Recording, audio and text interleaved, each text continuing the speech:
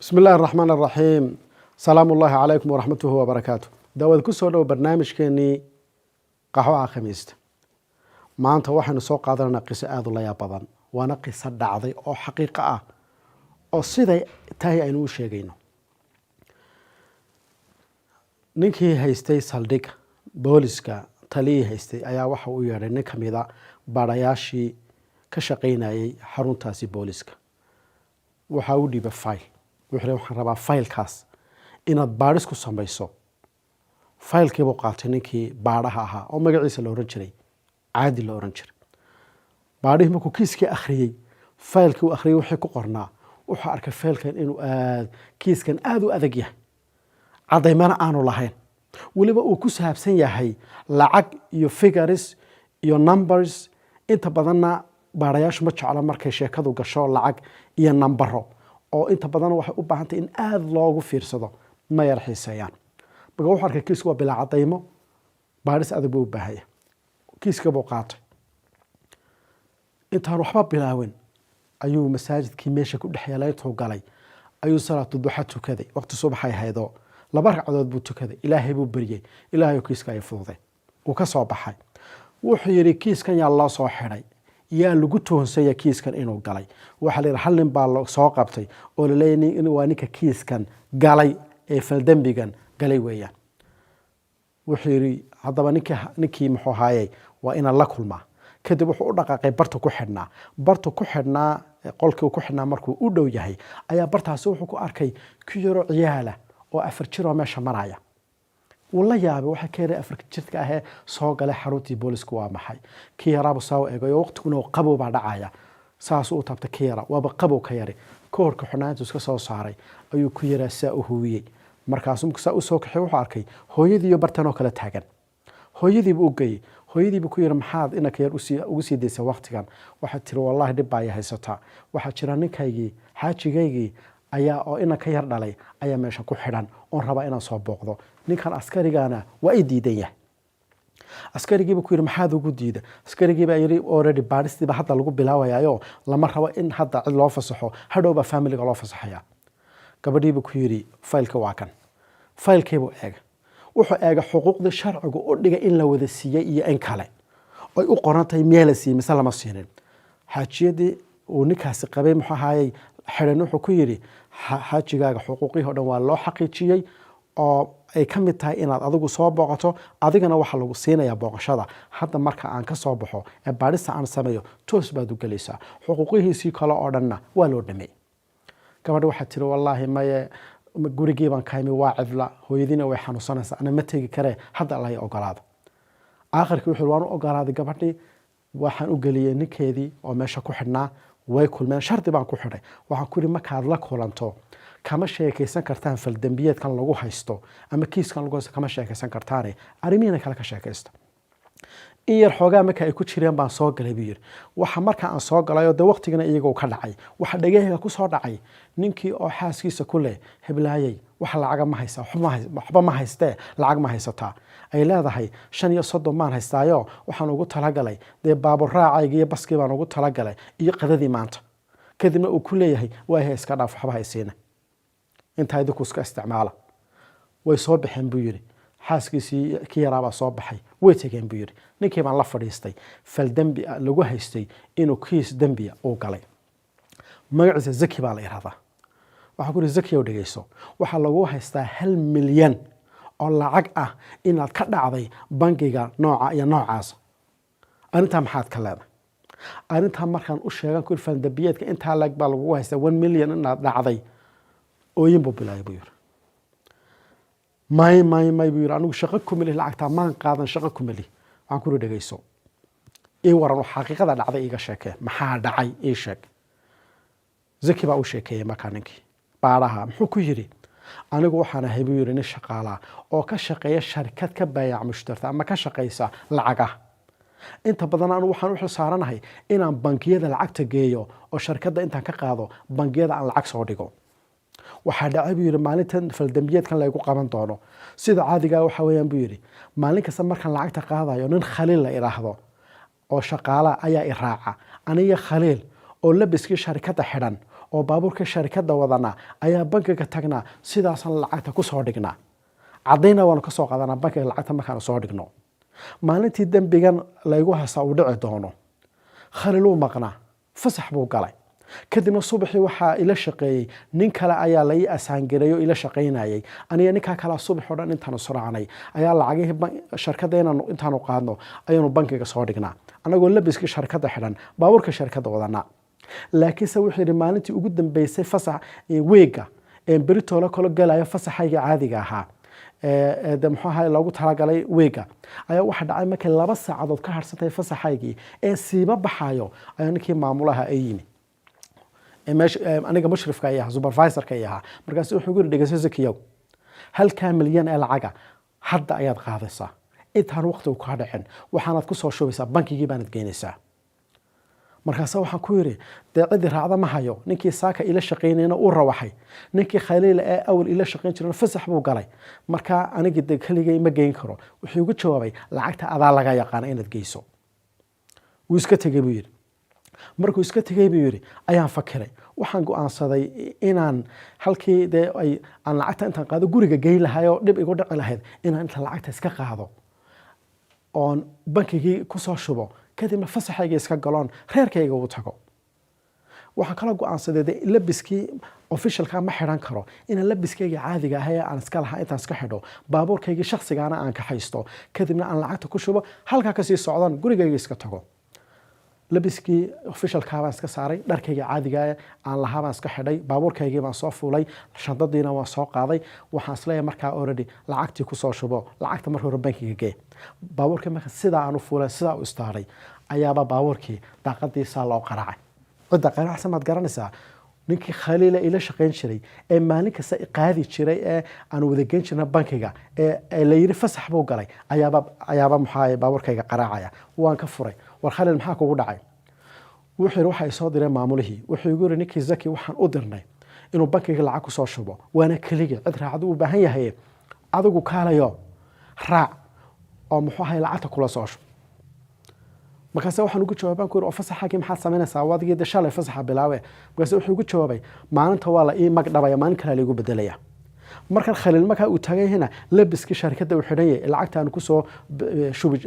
marka lacagta soo shubayno aanu xidhan jirnay soo fulmaan ku yiri baabuurka aniyo ninkii Khaliil baa israacnay markaanu bankigii u dhownahay in yar u jirno ayuu Khaliil baabuurkii joojiyay dhageyso yiri halkan inoo jooji anigu aan shantada qaado aan bankiga lacagta ku soo anu geeyo adigu halkaaga joog sababta labiskii loogu talagalay shaqada ma xinido waxa laga yaabaa qolada bankiga inay yiraahdaan inay ku dacwayaan oo yiraahdaan ninkani labiskii muu xidhneen maanta markii lacagta noo keenayay waa halka dhib kaaga timaado markaan labiska xidhanay shadada aniga ii dhib okay baan ku yiri shadadii baan u dhiibay iyo warqadii uu ka soo saxiixi lahaa inuu lacagta ka qaadeen bankigii buu tagay 10 daqiiqo kadib igu soo noqday wuxuu yiri waa ta warqadii shaqadii waynu dhamaynay dawaa sida iyo muxuu ahaa fasax baan iska galayaa taxi baan iska qaadan waan iska tagayay adiguna suuqaaga iska gal waan iska soo dhaqaajiyay buu yiri sabtidii marka shirkadii saa soo galay shaqadii ayaa la ii yeeray markaas la igu leeyahay Zakiyow lacagtii 1 milyan ahayd bankigii miyaad geysay saan ku wari ha markaas aan bankiga u xiray lacagta ma hayno lacagtaasi namay soo gaadhin markaas uu suurtagal maaha cadayntii baan hay warqadii ay soo saxeexeen كين بالي ورقدي بابا لا اجي ورقدن بصح ما هبا ورقد فولجريه waxa lagu yiri bankigu warqadna wuxuu leeyahay warqad jirta maaha u dafirsan bankigu lacagtana ma helin biir halkii baan yaabay biir markaasaan uga sheekeeyay waxa igu dhacay baan uga sheekeeyay maamulaha oo waxaan ku yiri maalintii markaad tiri kaliya tag markaan sida u dhaqaaqeen albaabka bankiga marayo ayuu Khaliil iimi aniga Khaliil baa israacnay bankigaan wada tagnay Khaliil baa ku soo shubay ana waan sii sugaayay muxuu ugu jawaabay maamulihii Khaliil fasax baa ku jiraaba Khaliil kan aadleeda wuu raacay oo wuu igula soo shubay lacagta maba joogaba halka sheekadu markaa marayso ayaa booliska la taxaabay xabsiga la taxaabay dawaaniga ku hor taagan waxaana ku sheegayaa sheekadan uu shaqo ku malihi haddaan Zaki yahay lacag maan xadin milyan maan qaadan shaqo ku malihi ninkii baadhaha baa sida faylka weegay wuxuu Zakiyow dhageyso faylkaaga waxa kuugu qoran kow lacagta horta inaad adigu qaaday maamuluhu markuu kulaha hadda qaad oo kulaha imika dhamee wax cadayna ma u haysaa cid ku ag taagnayd oo lahayd isagaa igu qasbay lacagta waqtigaa inaan qaado ka gaadhsiiyo caddayn ma haya buu yidhi baabuurka markaad fuulaysay oo khalil kula fuulayay adiga khalil baabuurka markaad fuulaysay cididii arkaysay oo halkaa markhaati kaa ma haysaa waa maya haddaba khalil waxa halkan lagu hayaa inuu maqan yahayba oo fasaxuu galay maamulana wuxuu markii aanu weydiino wuxuu ku jawaabay sheekada wuxuu anu ninkaa waxaan ku iri lacagta haddii aanad imika qaadi karayn maalinta muxuu ahaay sabtida marka la soo noqdo oo khalil imaado maalintaas iska qaad ee isaga tagay oo lacagta iska qaaday sheekadu markaa way kugu cadday sheekhow meel aad uga leexleexataa ma jirto lacagtii adaa qaaday bankigana uu soo cadeeyay bankiguna waa talkan wuxuu leeyahay warqadan la keenay leeyahay bankiga laga saxay qofkan ku saxeexana magaciisa qofka magaca la bankiga kama shaqeeyaba marka lacagtan lacag anaga aanu saxeexna inaanu qabanay warqadani warqad forgery weeyaan magacana kayga maaha saxna kayga maaha lacagtuna ma soo gaadhin bal inta waxa ku sii dheer kamaradii bankiga waxay cadeynayaan iyaguna inaan qofno inaan meesha qof khalil leeyahay soo bagelin meesha bankiga adoo sheekadu waa meel khatar ay gasho ninkii yara zaki wuxuu bilaabay inuu ooyo oo intiisa wuxuu ku darsaday wuxuu yiri waa tan inaan kayga yar ilaahay iga qaada anigu kiiska kuma jiro baadhihi baa ku war inaan kaaga habaarina iska qiro ana wax kula qabanayo kula dhameynaya iska qiro dambigaaga sababta cadayntii oo dhan way kugu caday adiguna lacagta qaadatay adigu ninkii baadhaa isagoo careysan buu ka soo baxay meesha masaajidkii duhur baa la eedaamo masaajidkii meesha ku yaala buu galay masaajidkii markuu sidaa u galay oo salaadiisa u tukaday ma salaad buu khushuuci karaaday maskaxdiisaba waxa ka dhex gooxaya zaki iyo kiiskiisa waxa maskaxdiisa ku soo noqnoqonaya khaliilkan ka yar habaaraya wuxuu isweydiinayaa sidee suurtagal u tahay qof aabaahi oo ina yar dhalay inuu inkiisa habaaro hadduu been sheegayo yani suurtagal maaha ina kaaga inaad habaarto macnaheedu waxa ninka khabil suurtagal maaha zaki inuu kiisa yar habaaro hadduu been sheegayo waxa kaloo maskaxdiisa ku soo dhacaysa markan uu xaaskiisa weydiisanaya lacagta yar oo lacag yar ma haysa nin lacag yar xaaskiisa weydiisanaya sidee la oran kara 1 milyan buu dhacay waxaas ku soo noqonaya maskaxdiisa salaadii duhur marka laga soo baxay muddo uu fadhiyay ayuu zaki ku soo noqday meesha ku xidhnaa wuxuu arkay zaki inaanu lacag haysan waa kii ogaayoodu waa kii xaaskiisa lacagta weydiisanayay lacag yar buu ninkii baadhaha intuu ugu soo duubay muxuu ahaay warqad uu zaki ku yiraahdo zaki lacagtii raabuu siiyay baadhihii iska baxay gurigiisii buu iska tagay habeenkii leel buu ka fakarayay kiiska warkiiska maxaa xagee laga bilaawi karaa shaki oo dhan buu soo ururiyay sababta kiiska markaad galayso waad wax la shaki aad soo ururisaa oo soo koobta ilaa aad meel aad ka duushaad ku soo koobayso wuxuu yiri kiiskii dhinac ka san ka eegay salaadii subax waxa la igu eedeemay buu yiri anigoo fakiraya subaxii baa shaqadii u soo bax ninkii taliyaha saldhigga haysta baan u imi taliyay baa yiri maxaad haysaa sheekhow kiiskii ma dhamaysay cadayma ma heshay waxaan ku yiri xal ma seexan saan uga fakiraya ilaa haddana cadayma ma hayo taliyay baa wuxuu yiri dhageyso wax kale hanoo qabane kiiskaasoo kaliya weega aad haysanaysaa kiis kale oo dhan waa kaa dheeraynaya kiiska waa inaad natiijo ka keentaa result waa inaad aniga ii keentaa weeg baana ku siinaya imikana fasax baatay meesha doonto ka dhac laakiin kiiskaas aniga xaqiiqadiisan rabaa waan soo baxay buu yiri markaan soo baxay zaki baan u imi guriga zaki oo dhageyso kiiska adigu ku cadi maxaad haysaa ii sheegi kartaa adigu oo intiis wax ka bilaabay waxaan sameeyay buu yiri saddexdii nin ee kiiska qaybta ka ah baan u yeeray waxaan u yeeray ninkii bankiga haystay waxaan u yeeray ninkii maamulaha shirkadda ka ahaa ninka supervisorka u ahaa waxaan u yeeray ninkii Khalil oo soo noqday ayaan u yeeray saddexdoodu markaan keenay ayaan wareystay saddexdoodu waa dafiran Khalil wuxuu yiri war anigu fasax baan ku jiray cadayntina waa tan waa baasaboorkayga wuxuu cadeynayaa inaan dalkaba ka baxay maalintu ninka leeyahay waad iraacday waa maxaa aniga aad iraacday dalkaba waan ka maqnaa waa kana fiir maalinta kadib inta muddada kadibna waan ku soo noqday cadeyn la yaab leh noqotay ninkii muxuu ahay maamulaha wuxuu supervisor wuxuu yiri war anigu ninkan waxaan ku yiri shaqadaada waxaad qabsataa haddii aad mad ka gaarsiineen markasta waa kugu qasab baan ku yiri qof inaad ka haysato qof laan ha tagi baan ku yiri wax kalena kuma nooran ninkii bankiga haystayna muxuu yiri anagu already voucher waxaan warqadan noo koonay sax ma aha oo qofka ku seexan kamaradiina waa kuna cadaynta waana haynaa qof Khalil la iraahdo iyo qof oo eegtoona bankiga muu soo galin oo lacagna uu keenin anaga waxaan cid aan bankiga gudihiisa lacag kaga qabanay ma jirtaba inta markay dhacday buu yiri kiis si kala hadaba waxaan u dhigo saddexdan nin iyo zaki waa inaan iska hor keenaa. zaki baa loo yeedhay. zaki baa wuxuu ka horgeeyay saddexdii nin markii bankigu ka horgeeyay, markii isaga supervisorka u ahaa, marna Khaliil. intuba waxay sheegeen sidoodii horey noqdeen, halkoodii bay istaageen, bartoodii bay ku adkaysteen. arrintu halkaa markay marayso ayaa waxay noqotay haddana dib inaan baaritaan kale u sameeyo, telefoonada inaan baadho. waxaan baadhis ku sameeyey ninkan Khaliil la yiraahdo leeyahay waa maqnaayo dalka waa ka baxay, bal telefoonadii ku soo dhacay waqtigaasi waqtiga ku soo dhacay inay sheegayeen inuu dalka ka maqnaa. telefoonadii dib aan u baadhay, waxaan ogaaday telefoonada dibadoo ku soo dhacay telefoonkiisu inay cadeeyeen ay ku cadahay ninkan inuu maalinta waddanka aanu joogin, waddanka dibadiisa uu ku maqnaa. waxaan kaloo eegay Khaliil iyo ninkan maamulaha bankiga ka inuu xiriir dhex maray oo telefoon ku wada hadleen, iyadana waxay cadaatay inaan xiriirinba. kamaradihii bankiga gudihiisana dib baan u wada eego, gudihiisa wax alla wax lacagoo la keenay oo milyan oo lacag ah oo bankiga lagu wareejiyay inaan jirinna kamaraduhu way sheegeen qof soo galay oo dharka xiran lacag inta wata inaanu jirin waa cadeynaya. arrintaas halkaa markay marayso sheekadii waxa weeyaan macni already markaa way ku cadahay ninkii Khaliil. waxay noqotay buu yiri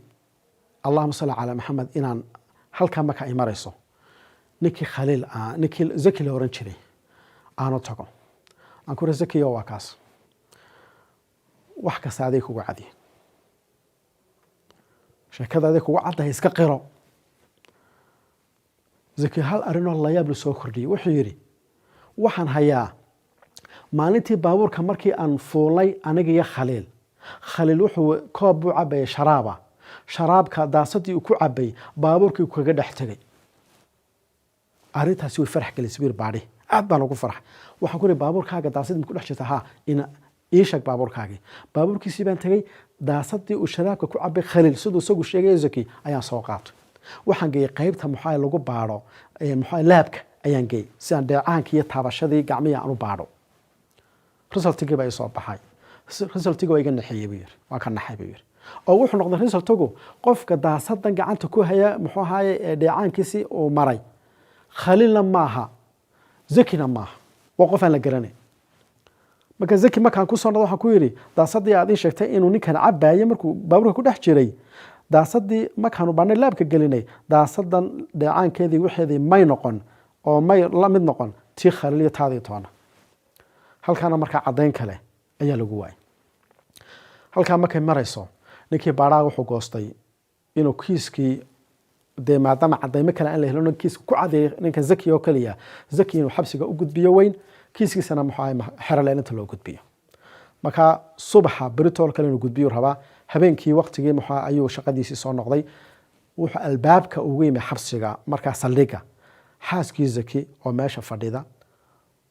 markaas waxay ugu tiri taliya maxaad haysaa baadhe. waxaan ugu jawaabay beritoole kiiska waan gudbinayaa, cadaymihii ninkaagay ku cad yihiin, wax kalena lama hayo.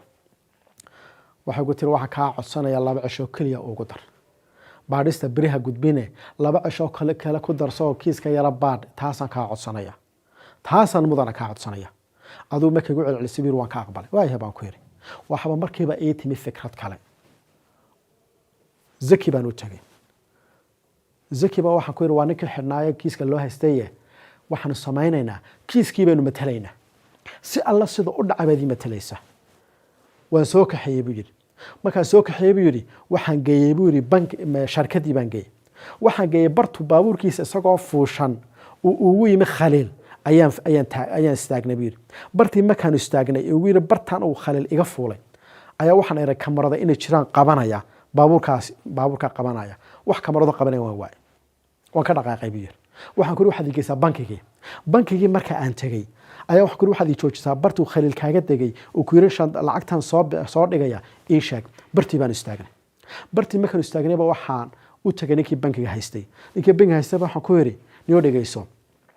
kamaradaha aad keentay kaliya waxay sawirayeen gudaha bankiga, waxaan rabaa kamaradahaaga dibadda bankiga wada sawiraya oo dhan ayaan rabaa. kuwii baa la ii soo saaray buu yiri. waan soo qaatay buu yiri. markaan soo qaatayba waxaan buu yiri xanuuntaydiin baan booliskaanimi bahradii baan daawaday. maxaa ii soo baxay? waxaa jira oo muuqaal ka muuqda meesha marka bankiga intaan la soo gelin halkiisa hore nin dharka xidhan zaki u xidhan jiray ee shirkadu ay leedahay uniformkeeda xidhan oo shandadan uu leeyahay zaki waa shandadan watana u eg wataa ayaa soo maraya meesha markaasaa wuxuu u soconayaa bankiga xaggiisa dambe u maraya ninkaasi wejigiisu aad uma muuqda buu yiri oo ma oran karo waa hebel laakiinse oran uniformkii shirkadu ay lahaydna uu xidhan yahay shantadiina uu sitaa meel dhexa ayay kamaradu ku go'aysaa wax kamaradihii kalan eego wax kale oo dhamaystiran waan waayay buu yiri laakiinse hal shay baa ii soo baxayo ninka la yiraahdo zaki inuu run sheegayo oo cid kale ay meesha jirto wax ka dhex qaadaysa wuxuu yiri waan soo baxay bankigii baan ku soo noqday meeshii ku yaalay waxaan raadsaday kamarada kale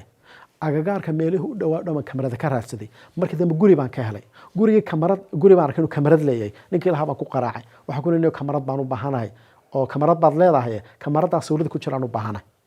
ninkii baa igu yiri sax weeyaan kamarad wuxuu muddo kadib wuxuu ii keenayba wax alla wixii kamaradaas ay sawirtay buu ii keenay waan daawaday hal qodob oo muhiim ah ka soo baxay waxa ka soo baxay ninkii aan markii hore arkay isagoo socda ayaa waxa dhacaysa inuu bankiga halkiisa dambe uu soo marayo kadibna baawur bartaa yaala ayuu intuu xagga dambe saa u furo shandada gelinaya ninkii baan u fiirsaday ninka muuqaalkiisa wejigiisa si fiican uma muuqdo oo kamaradu ma soo saarayso laakiin uniformkiina waa xidhan yahay shandadiina uu sitaa waxaan intaa ii dheeraaday baaburkan uu ku ridayo markaan eegay wuxuu ila muuqday buu yiri baabur aan ku arkay shirkadda horteeda markiiba waan soo baxay buu yiri zaki baan u imi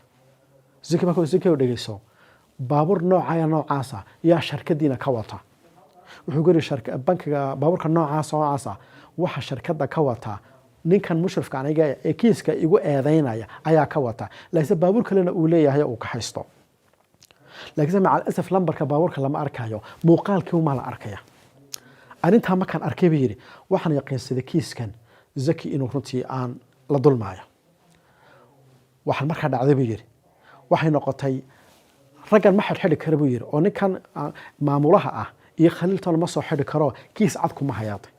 laakiin maxaan sameeyay waxaan daba dhigay rag runtii daba gala oo muxuu ahaay dabagal ku sameeya oo la socda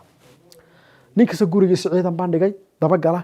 oo markuu soo baxay iyo meel kasoo tagaba eega maalimaha kamida dhowr cisho kadib ayaa waxa dhacday khaliil baa gurigiisa ka soo baxay tiim baa soo daba galay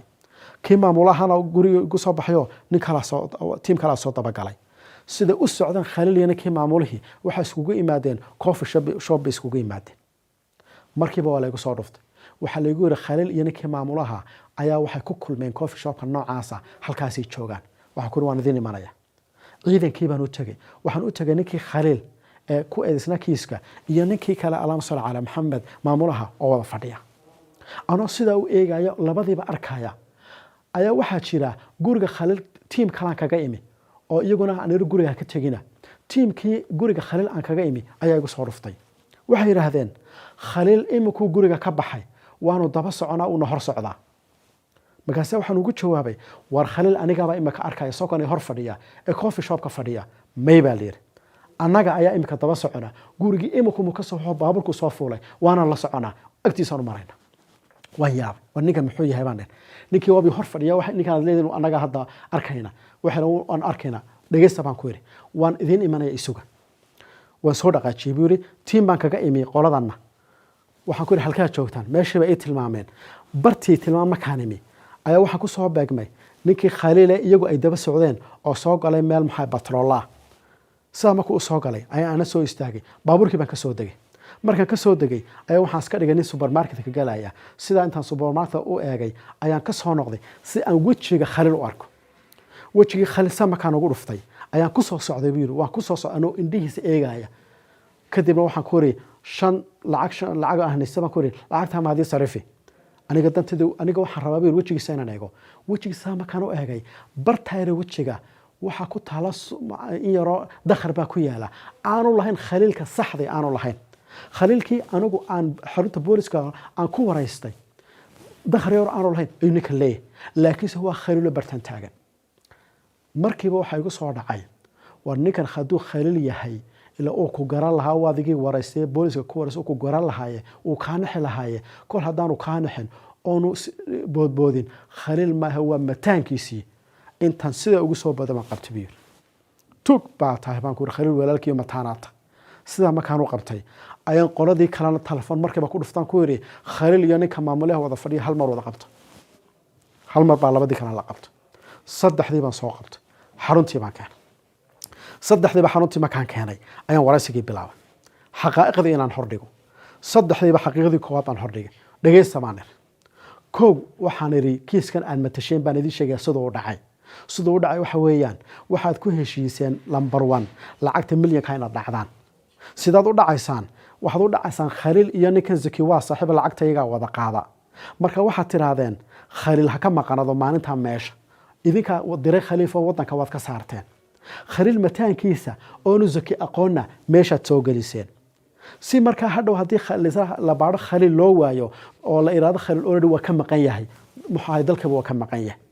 ninkan zakirina maadaama aanu ninkan mataankiisa aanu ogeyn aanu garanayna uu qaato inuu ninkan yahay ninkii khaliil ahaa kiiskuna isaga ugu cadaado xaqiiqadii markaan hordhigay dafiraad bay bilaabeen xaqiiqo kale aan hordhigay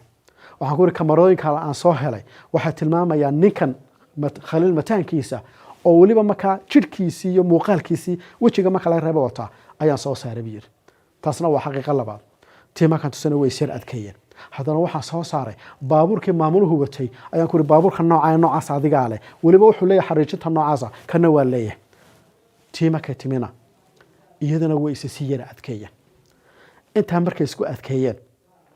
ayaan xaqiiqadii ugu dambeysay qac ka siinaysay aan soo saaray maxaan soo saaray daasadii maalintii sharaabka ahayd ee lagu cabay baabuurka zaka lagu dhex cabay oo khaliil ku cabay ee laabka aan geeyey dheecaankii ay tilmaamaysay iyo waxaan qaaday dheecaankii mataanka way is yeesheen marka is yeesheen gacmihii waxa is yeeshay dheecaankooda muxuu ahaa ninkii muxuu ahaa mataanka ahaa iyo muxuu ahaayay iyo bahashii daasadii baa is yeeshay kadib waxaan soo saaray xaqiiqadii waxaan iri adiguna laabkii baa ku soo saaray inaad ninkii aad tahay taa markaan soo bandhigay ay isku mid noqdeen mataanka khaliil iyo daasadii meesha lagaga tagay dheecaankii iyo laabkii ay xaqiijiyeen isku mid noqdeen taasa waxay noqotay in hal mar ay yiraahdaan waan dambiga naga galay halkiiba dambiga ku qirteen dambiga marka qirteen waxaan sameeyay isla markiiba gurigii ay deganaayeen baan tagay lacagtiyo wali aanay qaadan oo wax badan waxba aanay ka cunin ayaan soo qaaday isla markiiba waxa noqday inaan qoraalan qoro in ninkii zaki albaabkan ka saaro oo sii daayo kuwii kalena maxkamadda maxay xabsiga loo taxabo oo kiiskooda lagu soo qaado aakhirkiina waxa ku dhamaatay ninkii zaki ahaa oo loo xukumay 100,000 oo lacag ah in la siiyo kuwii kalena in xabsi lagu xukumo dawdan qisadan waxay tilmaamaysaa waliga hadii lagu aamino waxa lagu aaminay illa aad sideeta aad u gudato oo gacanta aad ka geliso cid amaanada iska leh ha ka noqone hebel baan u dhiibay iyo hebel baan iska qaaday iska ilaali waxa kale laftigeeda qodob muhiim ah oo halkan horti la socota gabadha wanaagsan zawjada wanaagsan iyo ninkeeda sida u taageerayso iyo ninkeeda sida ugu garab taagantay dhib kasta hadii ninkaasi soo marto waa gabadhii garab taagan ee wax la qabata waxa kale halkan ka cadaanaysa daacad ma hungoodo qofka haduu daacad yahay aakhirka ilaahay baa faraj u fura intaas ku soo kabakabeynaa wassalamu calaykum wa rahmatullaahi wa barakaatuh